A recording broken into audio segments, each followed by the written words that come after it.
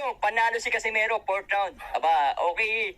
Okay yung ating isang manunod dyan. Masyadong advance. Aray ko, ang 30K nadali. Agoy, 1xbet. 1xbet meron. Saan naman ang xbet po? Kumusta? Hindi ako nagpupusta eh. Idol, pasensya na idol ha. Hindi ako nagpupusta sa sugal. Never akong nagsugal sa tanang buhay ko. May kambing pa yung kapitbahay ko dito, Pambawi Lodge. Pwede yan, idol. Romel, Bunete. Talian mo na yung kambing ng kapitbahay mo dyan. Ipusta mo na rin. Ipusta mo na rin.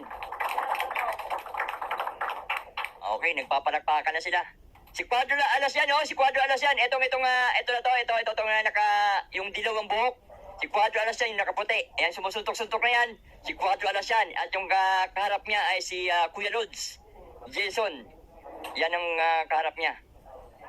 Yung naka-white t-shirt na yan, naka-white damit na yan, si Angas ng Pinasan. Sumugal ka pero sa babae. One round na si Neri. Kapag lumagpas ng round 5, matatalo si Cuadro Alas. Malabo yan, malabo. Malabo yan mga boss, malabo yan. Malabo pa yan sa sabaw ng pusit na matalo si Cuadro Alas. Malabo yan. Shit, baka super saiyan na si Boss Alas. Oo, magsusuper saiyan yan. Tingnan mo naman yung buhok ni Cuadro Alas. Kulay dilaw.